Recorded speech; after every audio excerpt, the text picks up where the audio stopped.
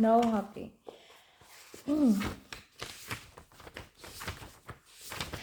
Fat Dad. Dennis' dad jumped out and down and shouted with joy. Then he pulled Dennis into a right tight hug. Two now, he said. We shouted, son. Yes, I knew. I said there was no hugging in Dennis' house. But this was different. In Dennis' house, talking about football was easier than talking about feelings. John, and Dad all loved football and together shared the highs and more often lows of supporting their local third division teams. But as soon as the match finished and the referee blew his whistle, it was as if that sound also signaled a return to their strict no hugging policy. Dennis did miss being huge. His mom had hugged him all the time. She was so warm and soft. He loved being held by her. Most children can wait to grow up and get bigger, but Dennis missed being small and being picked up by his mother. It was in her arms that he had felt most safe. It was a shame Dennis dad hardly ever hugged him. Fat people are good at hugs.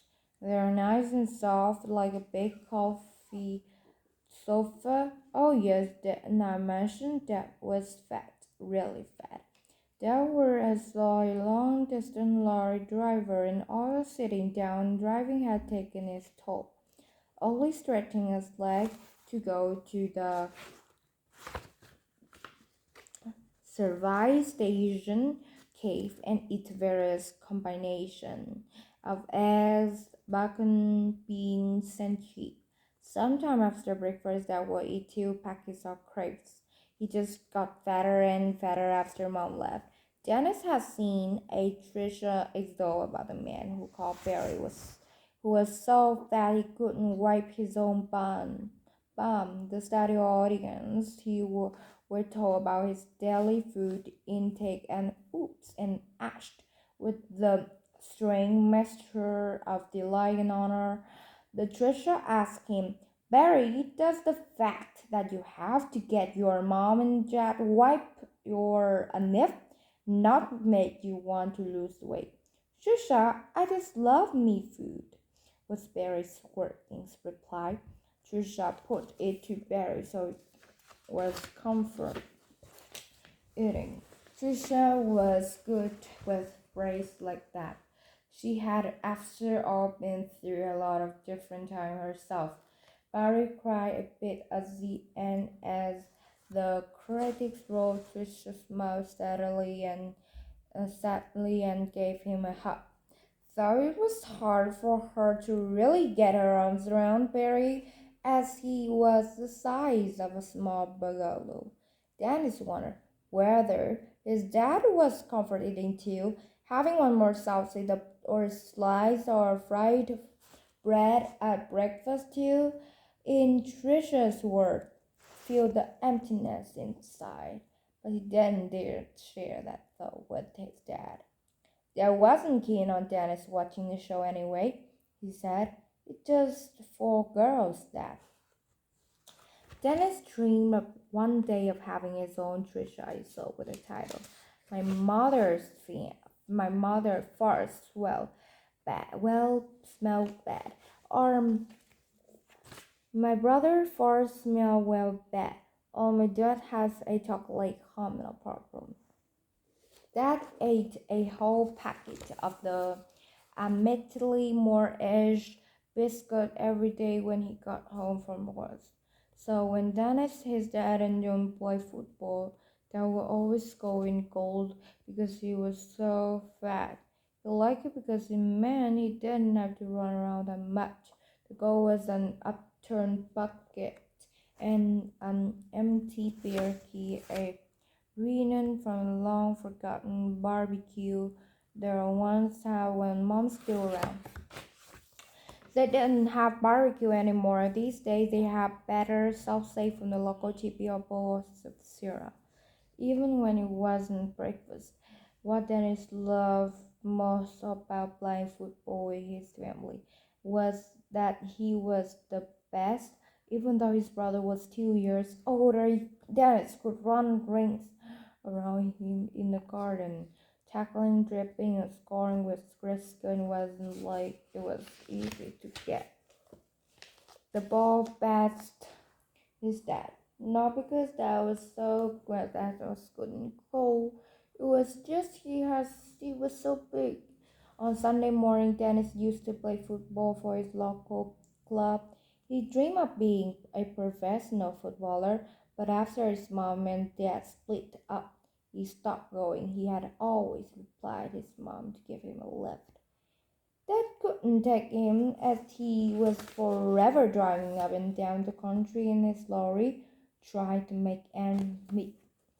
So Dennis' dream floated quietly away. So Dennis did play football for his school, thought, and it was his team's numbers one shooter. So reader, I must look this up. Ah, snicker. Yes, then it was his team's number one striker, scoring over 1 million goals in a year.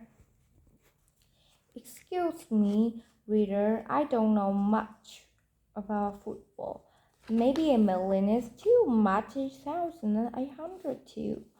Whatever he scored the most goals. As a result, Danny was incredibly popular with his teammates, except the captain, Gareth, who picked Dennis up on every little mistake on the pitch.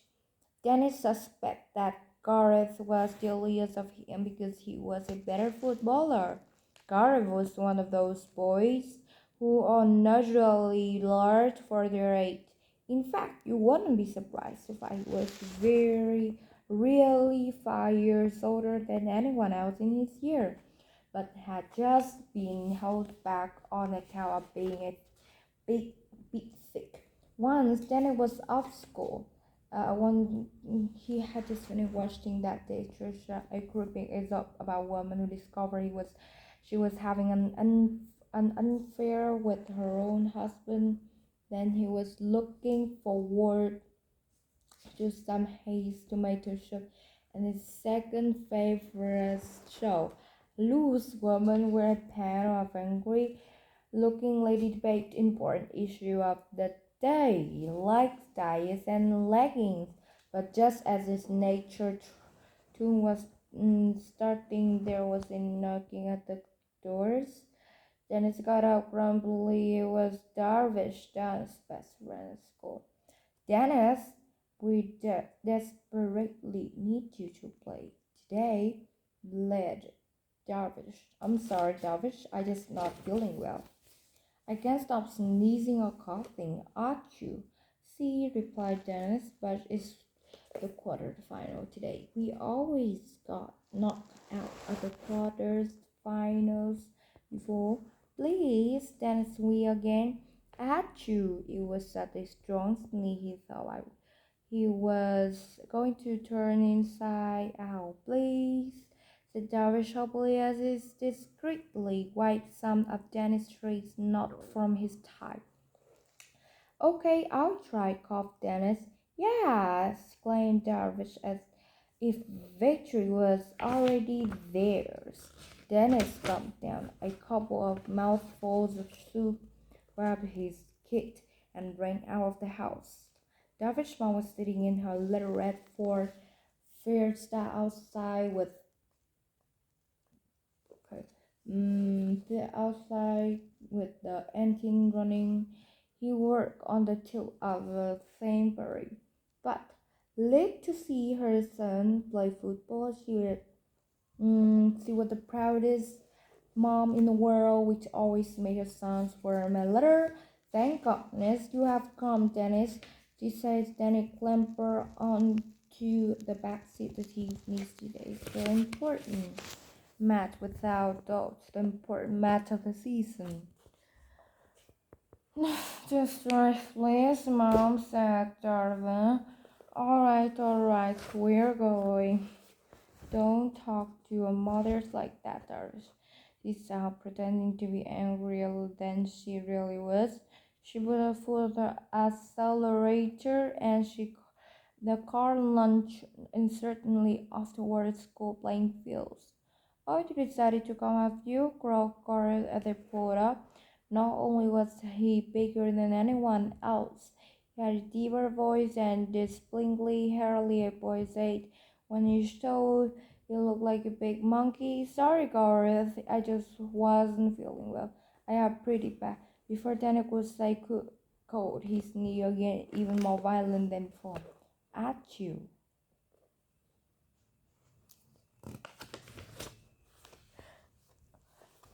Thank you for listening.